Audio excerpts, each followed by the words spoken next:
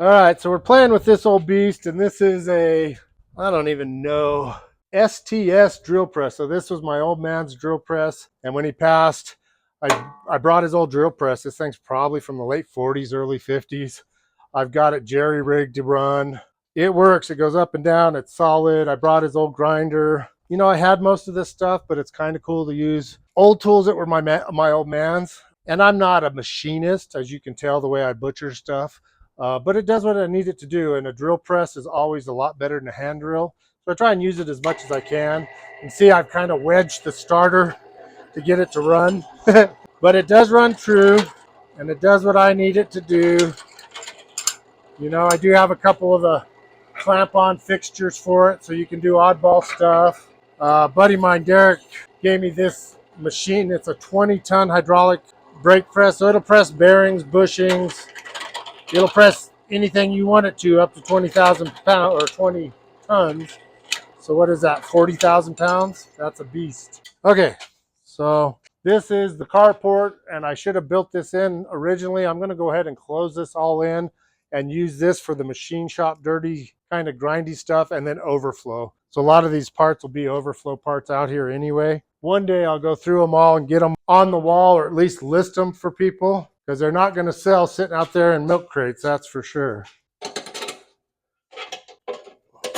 So it's funny, I popped these rivets out, hadn't been 10 minutes, and everything on this fender has kind of shrunk, moved. I mean, it's, you gotta pay attention. All that stuff goes cattywampus when you take the rivets out. So that's kind of what I wanted to do, and I just want to see where our clearance for these rockers is now, which I'm hoping is a lot better than it was. So we're going to see if we can pull this up in here, and we're going to try to bungee it up out of the way and not screw anything up. Okay, so we're going to see if that'll hold long enough to get the wheel in, and then check our width. So this is our big push, is the width, and then we're going to try and turn the wheel. See, right now we're clearing everything, but look at where these holes are. You can see those holes. So that means this whole fender has to roll forward about 6 inches. So let me get the wheel in first. I don't get ahead of myself.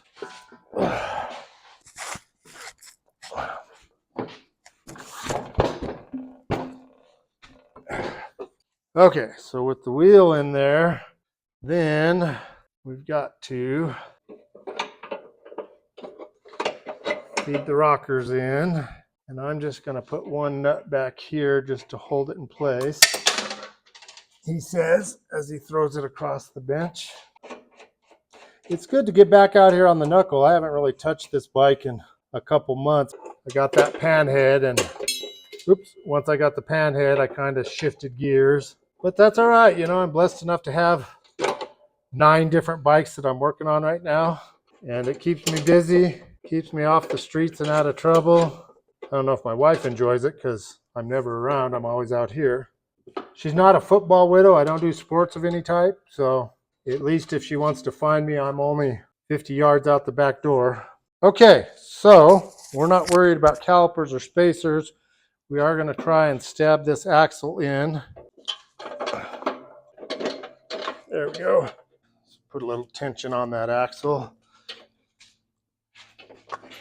All right, let's put a little less tension on that axle.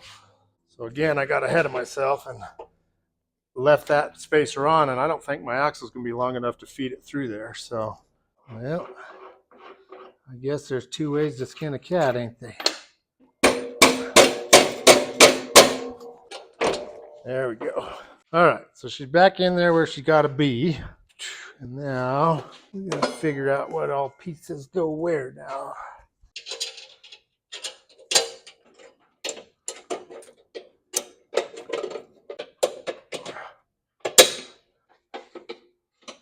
Okay, so we're getting pretty close. So basically, that's what I need to do. Here's what I'm still fighting, right down here. See how it's rubbing there? So that rocker has to move back and forth. So I got to drill a hole through here that will center on that lug and tighten this. But when I do that, this has to be spaced out enough that it's not hitting anything. So that's kind of what I'm fighting a little bit. And probably what I'll have to do is drill this hole tap it and then put a little, not that little, but I'll have to have a washer spacer in there to keep this plate. In fact, let me just take this plate off, give you a better visual.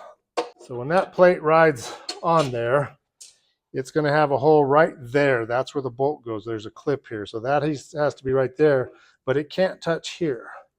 So that's what we're trying to do with all this, is space it out. What we want to have is about right there, clearance, because this front tube goes up and down. This is what's tied to your spring, so you can't have any interference here at all.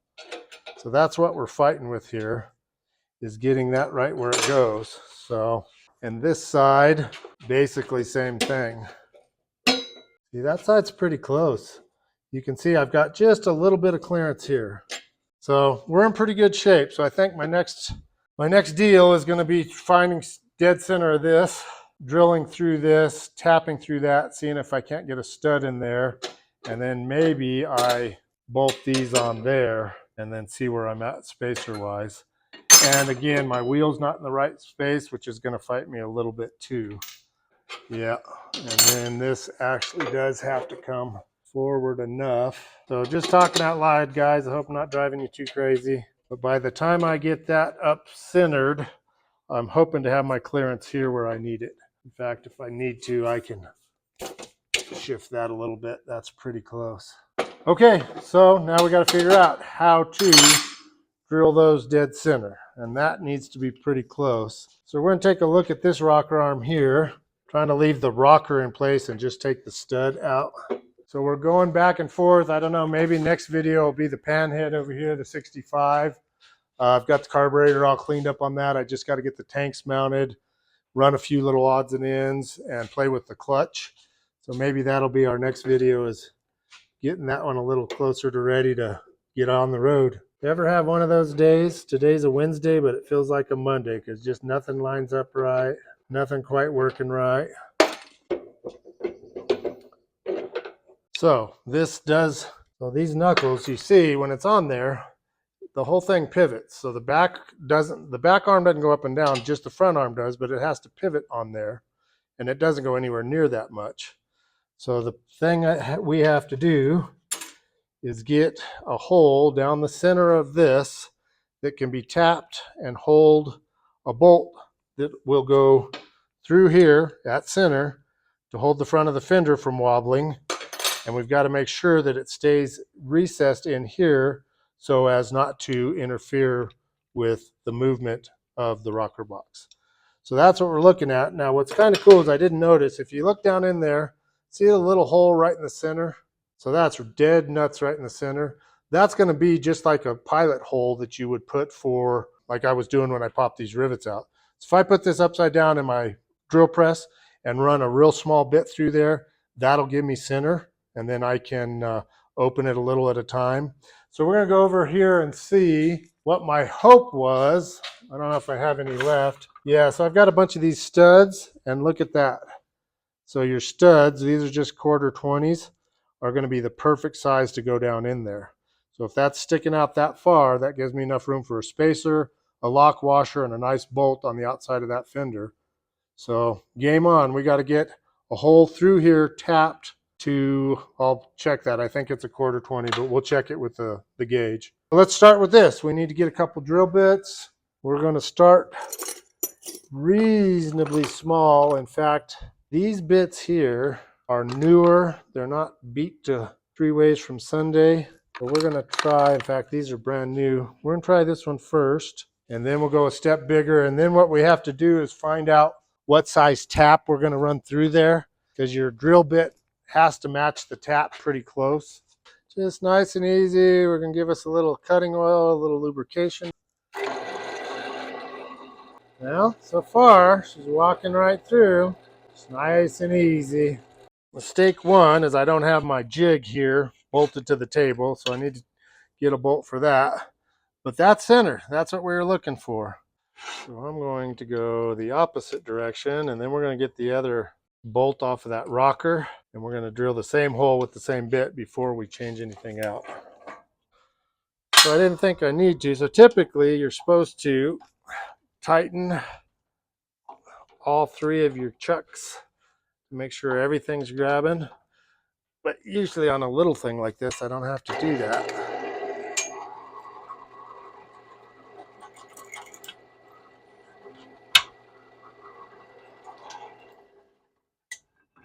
Okay, so there's a start. And if you look, it's right dead center. So we're starting. Let's grab that other front rocker nut and give it a shot. Just going nice and slow. Let the bit do the work. Yeah, that bit's jumping all over the place. It's all right. It is kind of cool that that center pilot hole was right on the money, so it should self-center everything.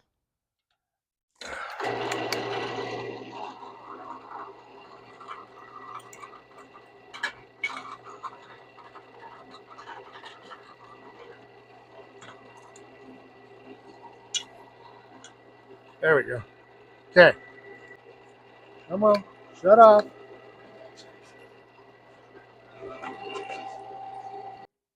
Okay.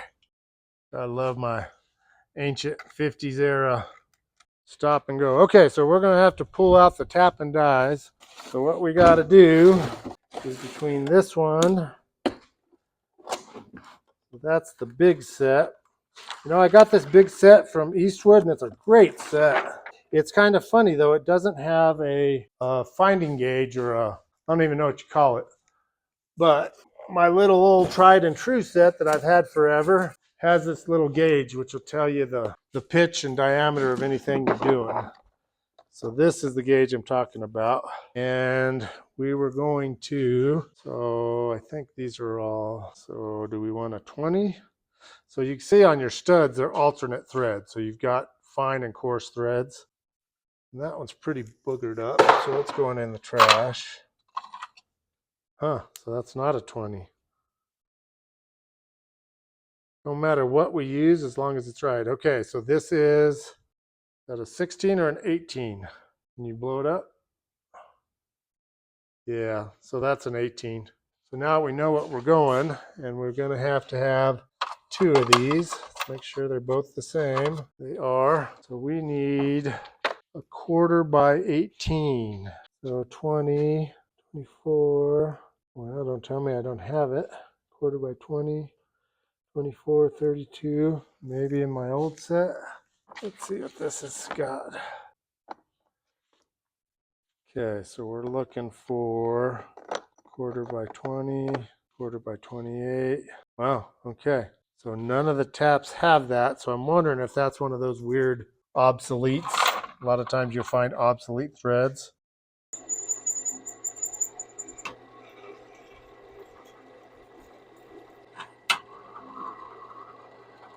So we're just sneaking up on this hole one bit at a time, taking it easy.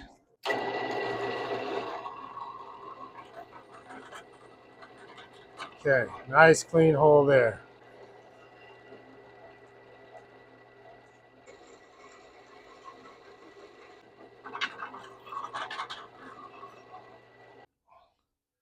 All right, so we're close. See if we can go one more size up. 1564. What did I say I need? 1764. Okay, guys, so we played and we played. So I stepped up 4 different bits. We've got nice clean holes down the center. Unfortunately, I'm 1 bit shy of my tap, and I'm not going to fight with that. I don't have the right bit, and I don't want to mess these up. So I will pick up the right bit. Make sure I know it is a 1764. Run a 1764 through here, tap those, and then once those are tapped, I'm ready for my studs. It will go in there, and that gives me plenty of room to put a spacer, put that plate we were talking about, and might actually get this front end together. Thanks for watching. If you haven't subscribed, please do. It keeps the channel alive. And any comments, any parts you want, give me a shout. I appreciate you guys. Peace out.